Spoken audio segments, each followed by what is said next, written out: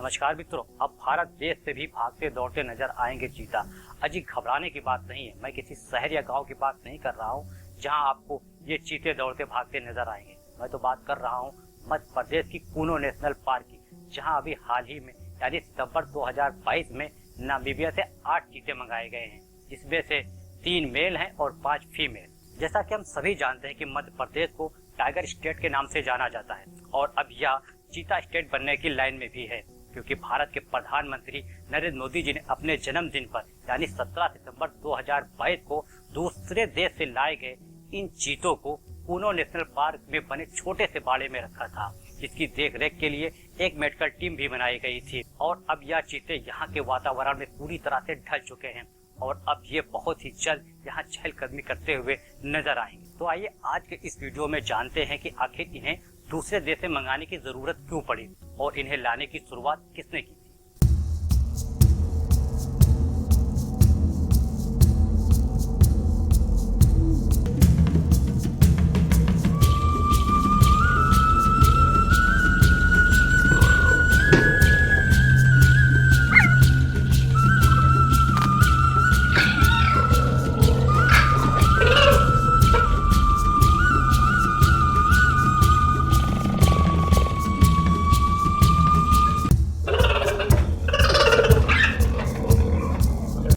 हम अपनी कहानी की शुरुआत 1947 से शुरू करते हैं, जब भारत देश आजाद हुआ था। भारत देश अंग्रेजों की गुलामी से मुक्त हो चुका था और इसी के ठीक 5 साल बाद भारत सरकार ने चीता प्रजाति को भारत से विलुप्त घोषित कर दिया था। इसका मतलब था कि अब भारत के किसी भी प्रदेश में चीता नहीं रहे। पहले भारत में चीता महाराष्ट्र, मध्य प्रदेश, उत्तर प्रदेश, छत्तीसगढ़, झारखंड, उड़ीसा और तमिलनाडु राज्य में पाए जाते थे। फिर इनकी संख्या में धीरे धीरे कमी आने लगी। इसकी मुख्य वजह यह थी कि इन्हें शिकार करके मार दिया जाता था और उनके रहने का कोई ठिकाना भी नहीं था जहां पर वो शिकार कर अपना पेट भर सके। और धीरे धीरे उनकी जनसंख्या में कमी आती गई और एक समय ऐसा आया जो अब पूरी तरह से भारत से विलुप्त हो गए। यह एक चिंता का विषय था। उस समय भारत के प्रधानमंत्री पंडित जवाहरलाल नेहरू थे और उनकी सरकार ने चीता की सुरक्षा को लेकर विशेष ध्यान दिया और उनके संरक्षण का सुझाव भी दिया था।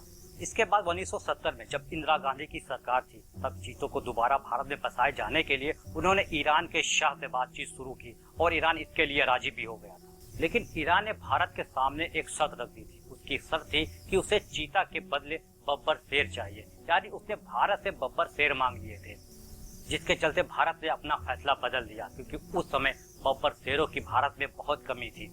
लेकिन भारत ईरान से फिर भी बातचीत करता रहा। हालांकि कुछ समय बाद वहां की सरकार बदल जाती है और यह मामला फिर ठंडे बस्ते में चला जाता है। लेकिन साल 2008 और 9 में चीतों को भारत में लाने की पहल फिर से शुरू की गई और प्रोजेक्ट चीता का प्रस्ताव तैयार हुआ। उस समय भारत के प्रधानमंत्री डॉक्टर मनमोहन सिंह थे। मनमोहन सिंह की सरकार ने इस प्रोजेक्ट को मंजूरी दी और काफी विचार विमर्श के बाद 2010 में नामीबिया से 18 चीता मंगाने का प्रस्ताव किया गया था।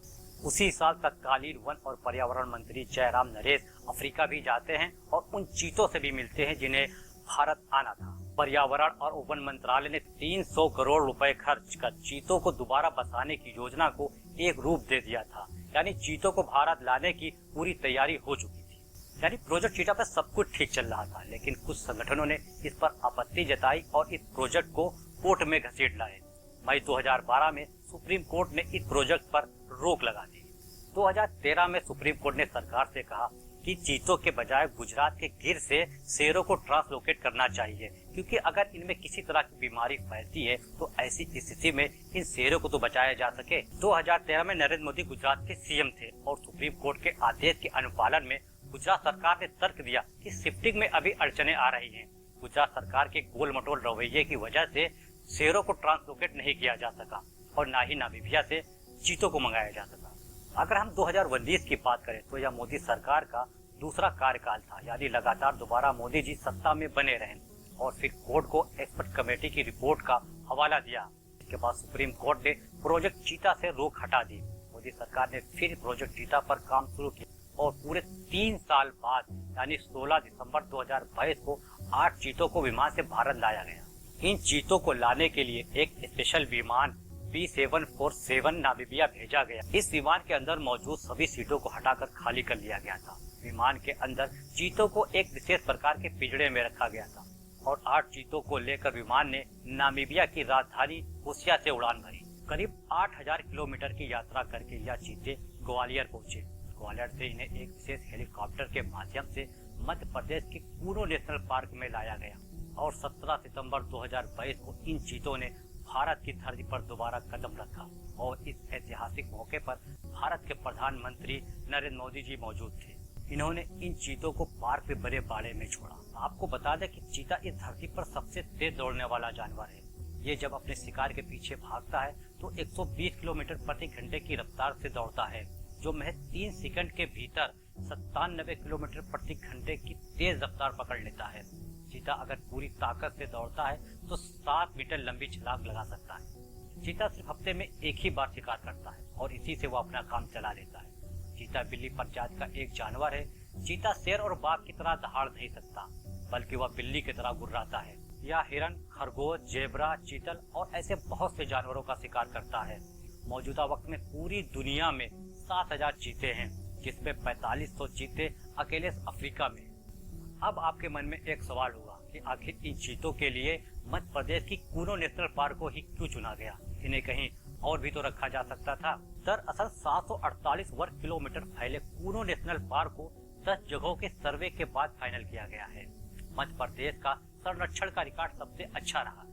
चीतों को छोटे और अच्छे शिकार की जरूरत होती है, जो कूनो नेशनल पार्क में छोटे हिरण और खरगोशों की घनी आबादी मौजूद है और पूरे पार्क में चीतल, शाही, भालू, सियार, लगड़बग्घे और नीलगाय की संख्या करीब 45,000 है। यानी चीतों को खाने की कोई कमी नहीं। शिकार के अलावा चीतों को पानी की भी जरूरत होती है, जैसा कि हम सभी को भी जरूरत पड़ती है। कूनो नेशनल पार्क में कूनो नदी होने से पानी भी पर्याप्त मात्रा में है। मध्य प्रदेश के कूनो नेशनल पार्क में अधिकतम तापमान 42 डिग्री सेल्सियस तक रहता है और जबकि न्यूनतम तापमान 6 से 7 डिग्री सेल्सियस तक पहुंच जाता है, जो चीतों के लिए काफी मुफीद है। यही कारण है जो इन चीतों के लिए कूनो नेशनल पार्क को ही चुना गया। तो मित्रों, कैसी लगी ये हमारी आज की जानकारी? कमेंट करके जरूर बताएं और अगर वीडियो अच्छा लगा हो तो लाइक करें और हमारे चैनल को सब्सक्राइब करें और बेल आइकॉन को ऑल नोटिफिकेशन पर जरूर लगाएं, ताकि हमारी आने वाली हर वीडियो का नोटिफिकेशन आपको मिलता रहे। मिलते हैं अगले वीडियो में, तब तक के लिए जय हिंद।